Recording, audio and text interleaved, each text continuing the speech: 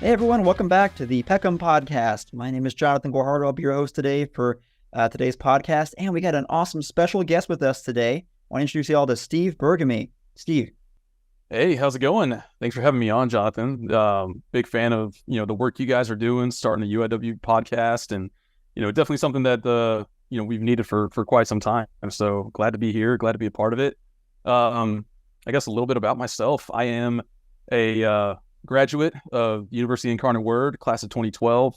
I was fortunate enough to be a player on the first football team at UIW back in 2009. So I ended up playing I was there for our redshirt year in 2008. So I was there with the program from 2008 to 2011. And I just love Incarnate Word. I love the university, the people, everything about it. Actually a third generation Cardinal / Crusader. Really? Yeah. So my grandmother, she attended the university back in the 1950s, back when it was an all women's college.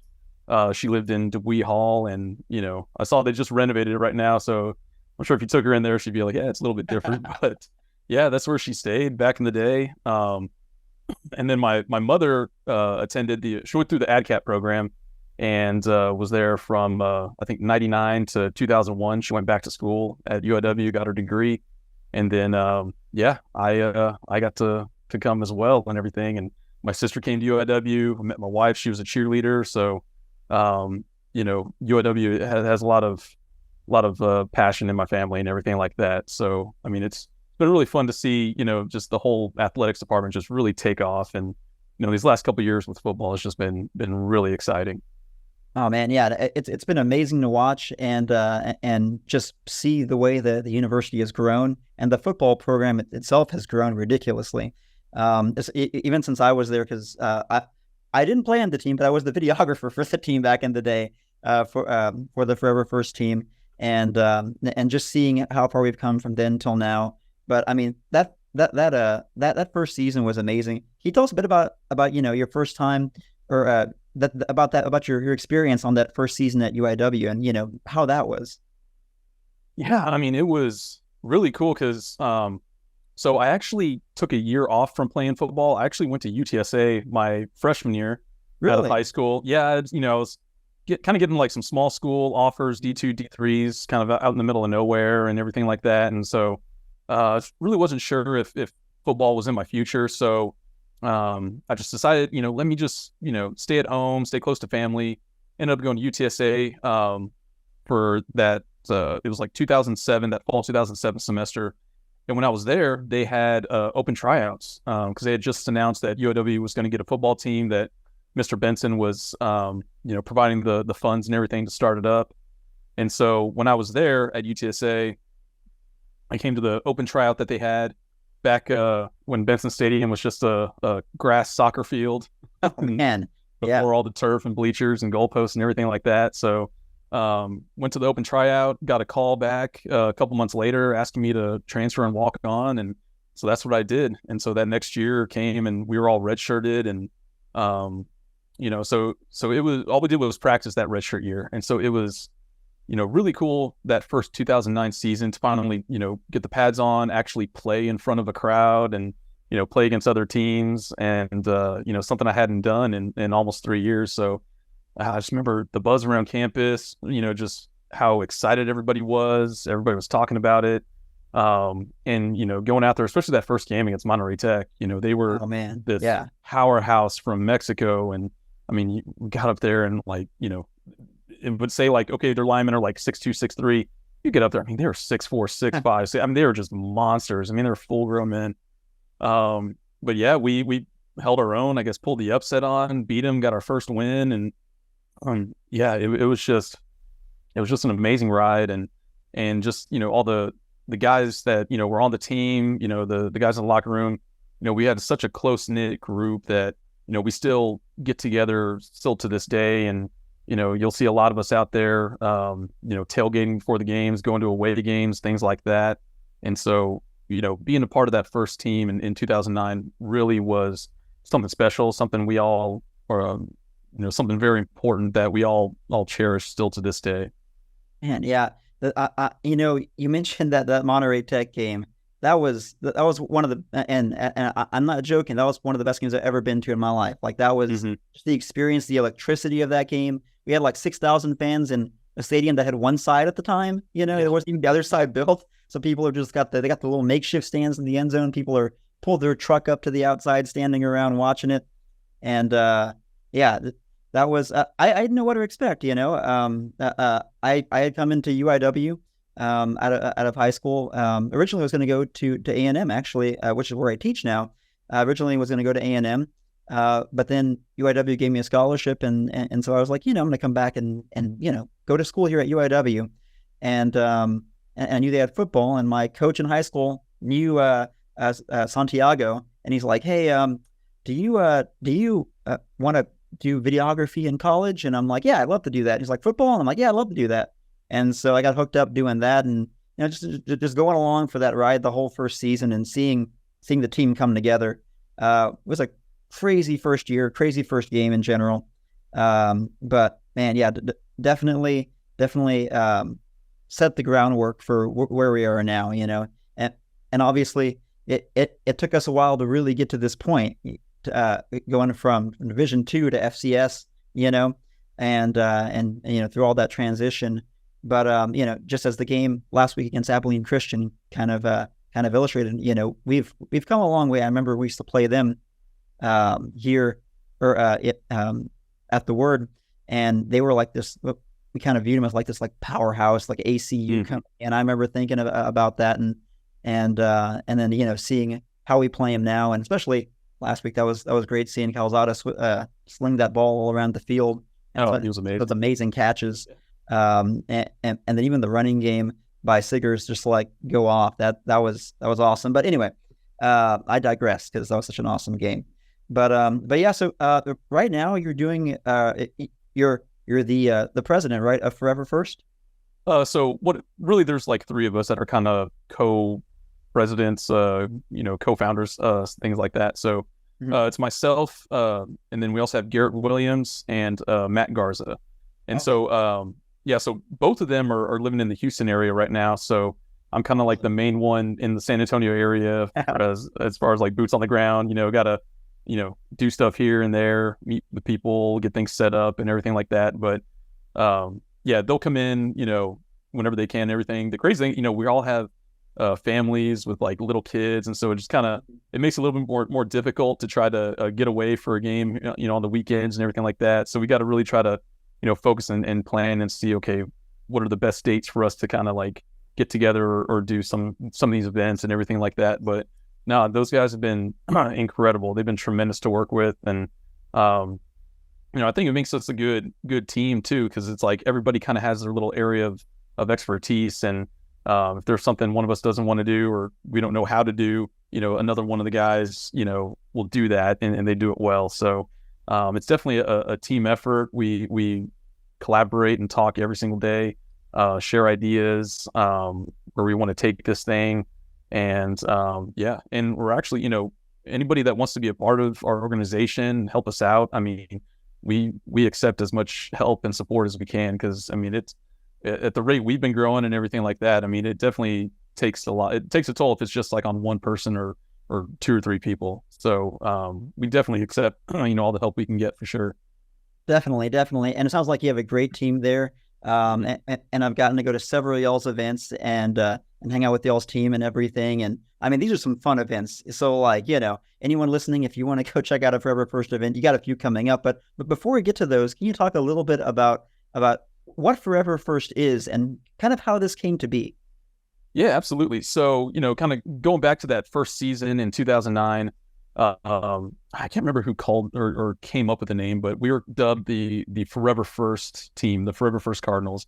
And so our jerseys that first season had this special patch right there on the jersey, and it said Forever First 2009 UIW Football on it. And so when we were kind of coming up with a name for our organization, at first we were thinking, okay, let's UIW Football Letterman's Association. And we're like, that's kind of long and doesn't really roll off the tongue. And so one of our guys just suggested, hey, we were that Forever First team. That's what they called us. Let's just create the organization and name it after that. So that's really where the name Forever First came from, and it stuck. And, Forever First Foundation's got 3 F's. It rolls off the tongue easily. So we were like, yeah, let's just stick with that.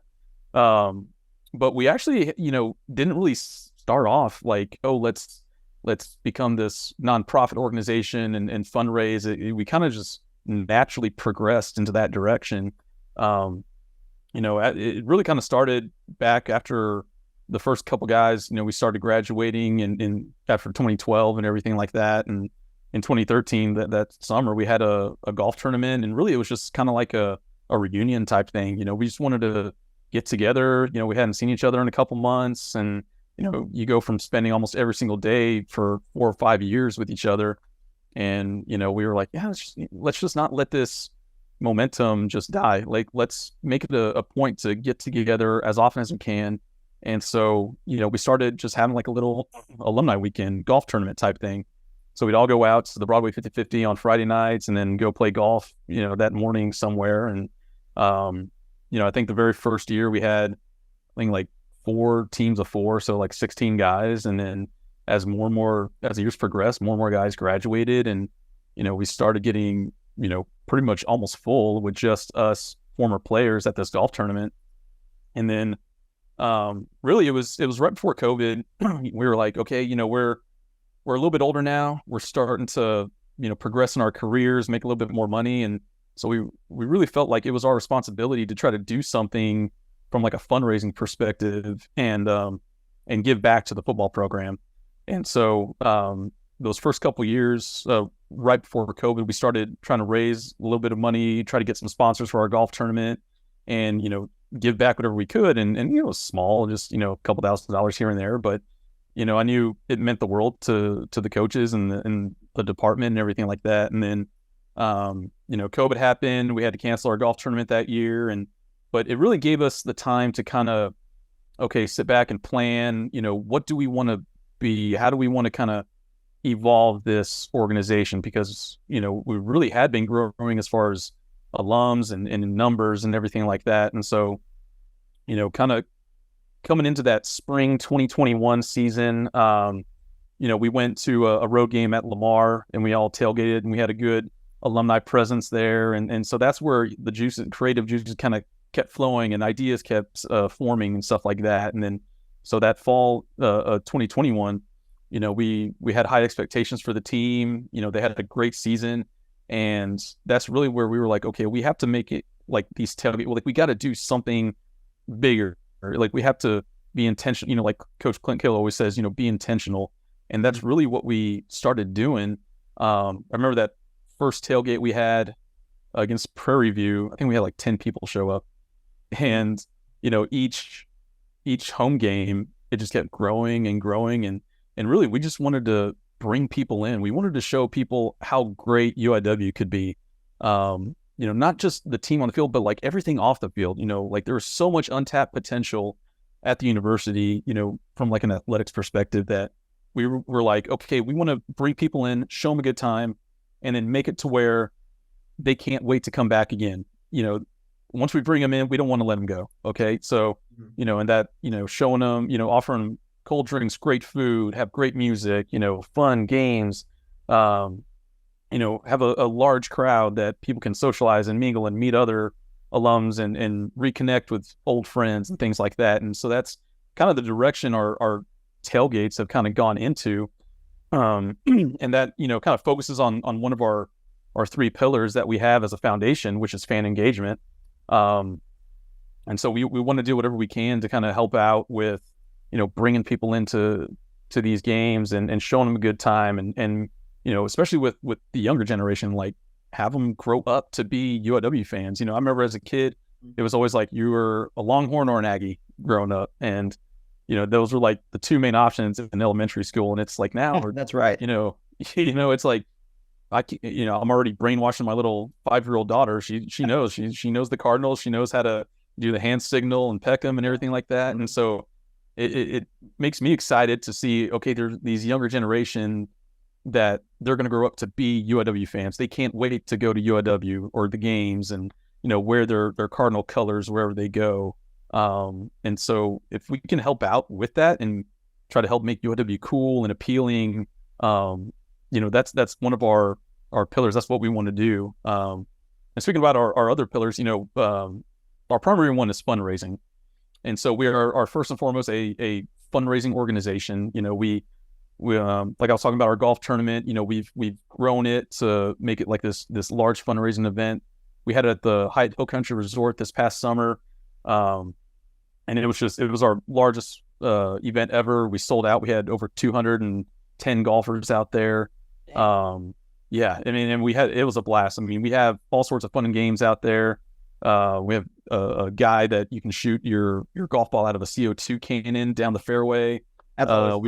Oh yeah, it's amazing. I mean, just to hear that sound and see how far it goes. I mean, I was like, yeah, here, take my money. Let me do that again.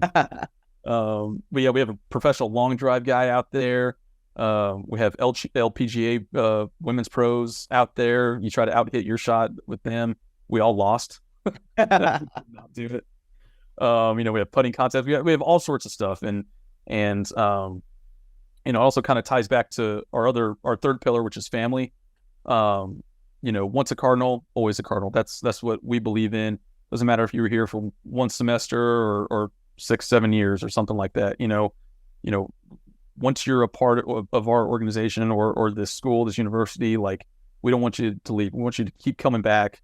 And, we will do whatever we can to help support each other, whether it's networking, resume help, internships. We've had young players that are about to graduate reach out to us, be like, hey, do you know anybody in IT? It's like, oh yeah, we have 2 guys that work for Rackspace. Let's get y'all in contact together. And next thing you know, that person has an internship or something like that. So really, that's what we want to provide, not just for the players and everything like that, but anybody that's just asking for help. We want to be that level of service, just because we just love this place so much. That's awesome, man. Yeah, no, I've seen firsthand the impact that y'all make on the university. And one of the things I really like is the fact that you talked about changing the culture, right? And so getting kids from an early age to talk about, not just like, I'm going to go to A&M, I'm going to go to UT, I'm going to go to Tech, or I'm going to go wherever, right? But I'm interested in watching UIW football and being a Cardinal, and that's something that I know. So when I was at UIW, I was student body president there, and I was that for 3 years, and the whole thing I ran on was school spirit. It was entirely about school spirit, and I really wanted to get more people to go to the games, and to fill the nest, right? So that's what I really wanted to do, and so I did a lot of initiatives. I'd give away some money to the student organization who had the most people at the game, right? But you had to stay the entire time. And I mean, it'd be really hard, especially if it was a game where we're losing. But I'm like, nah, y'all got to stay till the end. Yeah. Or one where we may be up 91-0 at some point. Yeah, exactly. Or one where we're just blowing them out, and then you're and like, hang on a second, just wait till the end. Then And I'm trying to remember who I think I had a few fraternities who want to think Lambda Chi and Kappa Sigma were the ones, I think. But anyway, so doing stuff like that to get people to go. And I have noticed a culture change. Like over the past few years, I've noticed it, and I've seen people get more enthused about UIW. Yes, the winning helps. Yes, that helps for sure. But I also think that the culture in general on campus has changed. And, in no small part, I do attribute that to some of the work that y'all are doing, with Forever First, and kind of building that swell of, we're going to have a fun time at the tailgate. And then afterwards, we're going to go watch the game. And it's more of a, kind of like you were saying, like a family atmosphere, right? And I can definitely tell that's something that y'all like strive to do, on that. And even just being, up here at A&M, I'll talk to my students, and a lot of them know what UIW is, right? They know what UIW is, and they're aware of our football program, especially now because Calzada's playing for us. But like even before that, they still knew about us. So I can see the impact and kind of the foundation being laid there for spreading out the word, exactly. and doing all that. So I know one of the things that you all do, it is kind of raising funds for NIL purposes, right? Can you talk a little bit to that aspect. NIL is a hot button issue right now, especially with Deion Sanders in Colorado, and seeing the impact that FCS players can make on the FBS level, right? And talking about all that. But so there's been a lot of talk about NIL recently. So can you touch a little bit on the NIL aspect of Forever First and how that's been? Yeah, so this is really our second year kind of doing some sort of NIL type stuff right now.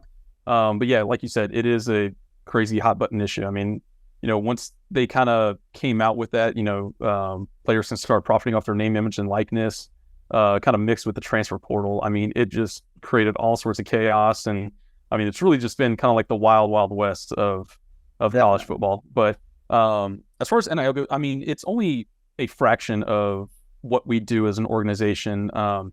So, with part of our fundraising and everything like that, we generate all the funds primarily from our golf tournaments. We do have a membership program that we just rolled out as well. Any other donations, things like that. We are a nonprofit organization, 501c3. So all donations made to Forever First Foundation are tax deductible to the donor. But in addition to the NIL, we still try to, provide, as much support financially that we can to the program as far as like their nutrition station. We help chip in for the conference championship rings, which we're hoping to do again for a third year in a row here. We have provided meals for not only the coaches, but for the players also. This year, right before the players had their media day, we helped provide haircuts for the whole team. We brought in former NFL coach Jeff Fisher to speak to the team, kind of give him some pep talk and, for him to kind of, chat up with the defense and everything like that. So in addition to the NIL, we still try to provide as much support as we can for the whole team as a whole, because, unfortunately there's only so much we can do or only so many guys we can do stuff for. So our NIL initiative is primarily community service based. So there's a certain amount of community service hours that the players have to perform in order to receive their compensation, everything like that. And in addition to that, it's also based on, play not only on the field, but, how are these guys in the classroom? How are they in the communities? Things like that. And, the hardest part is always figuring out, okay, this is how much we can allocate towards NIL. We wish we could do it for everybody, not just football, but like every single, UIW athletics team. And hopefully we'll get there at some point. We just got to keep on growing and everything like that. But yeah, like I said, it's so crazy. It was definitely something we didn't see coming, a couple of years ago once we kind of started, fundraising and everything like that. But you almost just have to continue to evolve, keep up with the times and, things like that. Yeah, definitely. And I've been impressed with y'all's NIL initiative. I saw that on there and I'm like, whoa, Forever First is doing NIL. That's very interesting, I think I joined y'all's organization on there when you added the membership levels. I think I'm the gold one or the All-American, whatever the top one is. I joined that one, because obviously, I bleed red. I mean, everyone bleeds red, but I bleed UIW red. So exactly, yeah. And we were so appreciative and thankful for your support, and as well as the rest of our members that have signed up and everything like that. So a good perk is, you have free admittance to our tailgates and everything like that. So that is a perk of being a monthly member. We also have, part of the membership program is there is access to team issued gear, certain special events, Zoom calls, stuff like that with the UIW football coaches and everything. So it's a great, way to give back and to get kind of like the inside scoop if you're a diehard UIW football fan. Definitely. And y'all have several levels, right? Like you have the All-American, All-Conference, and then Young Executive, right? So there are multiple levels to buy in at, right? Exactly. Yeah. And we have like those Young Executive ones for, guys that are just starting out, post-grad level. I mean, the cost of everything is just crazy going up. But, if you do want to help contribute or be a part of the organization in some way, we do have that level available. And then, like you said, it just kind of keeps going up and up from there. And, there is discounted green fees at our golf tournaments. You also have priority access to like sign up early for the golf tournament, things like that. Because we sell out now. We've sold out the last 2 years. So a good perk is getting your spot in early and reserved if you want to be a part of that event. Definitely, yeah, and I've seen the growth, with that golf tournament. I've never been to the golf tournament. As far as golf, I help run a golf podcast. I produce one for the Texas Golf Insider, but my golf game needs some work. Yeah. So, you'll fit right in with all of us because it's Lauren Mancha. She works in the football department. Her team is the back-to-back champions. Oh wow! And it's nothing but it's just stacked of former UIW women's golfers. So, man, yeah, I bet. So they are the back-to-back defending champions, well deserved. But yeah, there's no chance one of our teams is going to overtake them anytime soon. Definitely, but it's a good fun time overall. And so yeah, if any of y'all are interested in checking that out, I highly recommend all the listeners on here to check out Forever First. Where's a place people can go and find some information about y'all's organization? Yeah, so they can visit our website. It's foreverfirstfoundation.com. All the words are spelled out, so like first is spelled out. Because if you go on our Instagram and Twitter social media handles, we are Forever First Cards, but the first is the one ST. So check us out on. So we're on Instagram, Twitter, Facebook, LinkedIn. We have our website. We are all over the place. Maybe even possibly TikTok soon, but we're still trying to figure that one out. We're in our mid-30s now. It's a little bit harder for us. Nice, getting all the social media bases covered. I don't know. Maybe you can do some like Forever First TikTok dance. I don't know, something like that. They don't want to see us dance. We'll figure something out though. Yeah, you can figure something out. But yeah, that's awesome. So let's go ahead and go on to talk a little bit about this weekend, right? So I know last weekend, we just finished playing Abilene Christian. Talked a little bit about that already. But what was your impression of that game? What did you think of that Abilene Christian game? Yeah, so it was really cool to see. I felt like that was the first time we really saw the offense kind of gel and click, especially in the second half. It felt like they're still trying to figure each other out. So many new pieces coming together.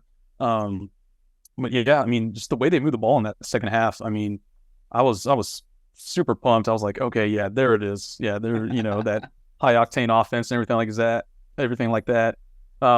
Yeah, Zach Calzada, man, just doing it with his arm, doing it with his legs. He's him. He is the real deal. Definitely, man. Oh gosh, he put on a tremendous performance, and so I'm super excited to see him. Once we get into conference play, just continue to get better and better because really he hadn't played ball in probably 2 years. He had the shoulder injury when he was at Auburn last year. And then, so really it had been about 2 years almost since he had seen some, good game action. And there's only so much you can replicate and do in practice and everything like that. So it was really good to kind of see him, find that groove and everything like that against Abilene Christian. Plus, it is just fun to beat Abilene Christian in general. Oh, yeah. That's a good rivalry. Yeah, especially like, how you're saying, back in when we were D2 in the Lone Star Conference, they would just beat us up year after year. Gosh, my last 2 years, I think, my last game that I ever played was at Abilene Christian at their old Shotwell Stadium. I think it was like 61-13 or something like that. They just, it was ridiculous. I don't think they scored in the fourth quarter either. It was, that's how the games were. Like, it would just get so super out of hand. And it's like you said, they were the dominant powerhouse. They were like the model, organization in Division II college football, and they were a program that we really tried to emulate because really, they were nice guys. They were great. They were just very, very good at what they did on the football field. And so it is kind of cool to see how we've both went into the FCS kind of see how we've kind of overtaken them and really, we've made those strides to kind of exceed their at the level that they're at. So, it's a fun rivalry. It's always great to beat those guys. We have those Division II Lone Star Conference ties and everything like that.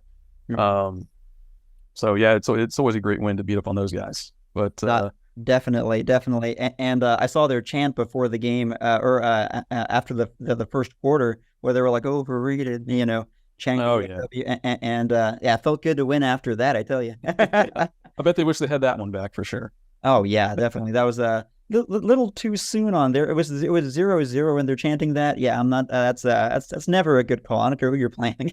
Exactly. Yeah. Put them all hot takes exposed or something like that. Yeah, exactly. That was not a very hot take. No. But yeah. Okay. So this upcoming weekend we got North American coming in, and they're an NAIA team.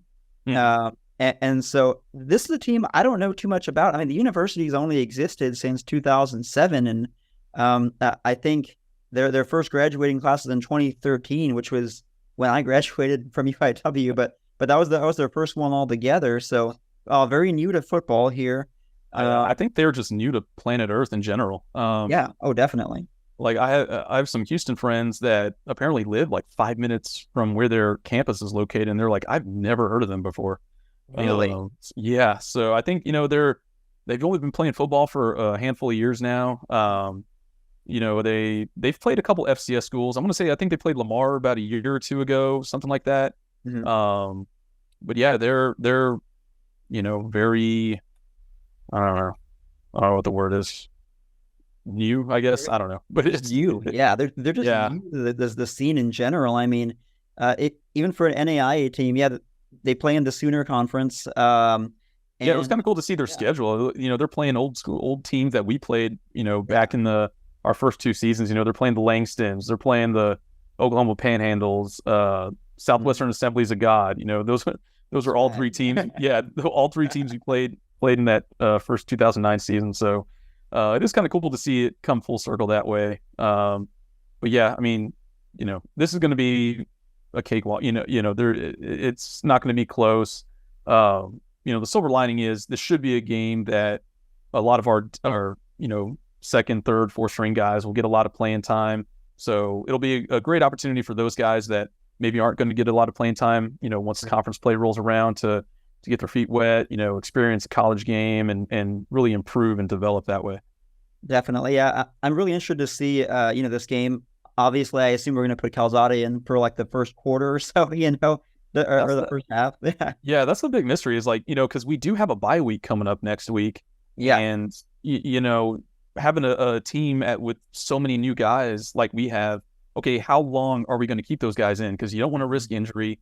But at the same time, it's like, we do have to get our own work in. You don't want to give these guys 2 series or 1 quarter and then call it a day, because then it's like, okay, we're not going to play for another 2 weeks after this. So I think that's the big mystery is how do you manage the minutes? How do you manage the time? And things like that. So we'll just have to wait and see. Exactly. Yeah. How do you manage the time, get through all this? But it should be a fun game. I'm looking forward to it. This is the first game back at Benson, so excited to be back on campus and seeing a game there. I know. So after looking through a little bit about their team and everything, checking it all out, they what was that stat that I saw? So they lost 91-0 to Portland State, and the week before, Oregon beat Portland State like something like 83-3 or something like that. Yeah, it was something 8. Yeah, it was crazy. I mean, just to see, like, especially for Portland State, just to have two games in back-to-back weeks with such an 80+ difference in the score, you're on both sides of the 80-point swings. I mean, that must be, I don't know how you process that. That's got to be crazy. I don't want to think about it because that is it's tough, man. And so there's a team coming in 0-3 here, that all in all they're a new team. They're getting started. They're getting going. So interested to see how our team comes out, how we play, and everything. And so here we go. Let's. This is the part that Joel and I usually do. Joel's not here this week. Couldn't make it in. So can I get your score prediction for for this game? Oh gosh. So I think it'll be very similar to the Faulkner game last year. I think, because if you remember last year, they cut the third and fourth quarters short. They weren't the regular 15-minute quarters. 'Cause by that point it was like, okay, there's no point in running up the score or continuing this. I think they had a player that they had to call the ambulance or something like that. So you definitely don't want to risk injury with these kids. So it's one of those things. Let's get in, get our work done, get out. So I will go and say, I don't think we'll run it up as high as Portland State did. So I'm going to go 70-0. That's exactly about where I was thinking too. Yeah. I was thinking 70s also. Maybe a little higher, but like 75 something. I don't know. But I mean, still, it's that is definitely going to be something like that. 70-0, 75-0. It's going to be a good kind of welcome back home to Benson Stadium. Welcome back to all the fans coming back and watching some UIW football after seeing us play 2 games away. So that's going to be a lot of fun. Looking forward to seeing our team back. But awesome. Okay, good. Yeah, that I think it's a pretty good prediction we got there for both of us. I think we'll be fine. It's safe to say we'll probably win. Yeah. Oh yeah, definitely. 99.9% sure. Yeah, 99.98%. I think a little bit higher than the hand sanitizer. But so can you talk a bit about this upcoming weekend? What do y'all got for the fans here at Benson before we close on out? So first off, I would like to give a huge shout out to our boy Trent Rios. He's getting inducted into the UIW Athletics Hall of Fame. Oh man, this weekend. So the official Hall of Fame gala is tonight. We're filming or recording on Friday. So tonight on Friday, we're having the official gala along with a couple other inductees. Denzel Livingston, great basketball player from a couple years ago. He's getting inducted also. So it's going to be a really special night. I think they had 300 tickets available and they sold out a couple weeks ago. So it's going to be a really cool event because they haven't done anything for the UIW Athletics Hall of Fame for about 5 years now. So it's been about 5 years. So they're finally reviving it, which is awesome.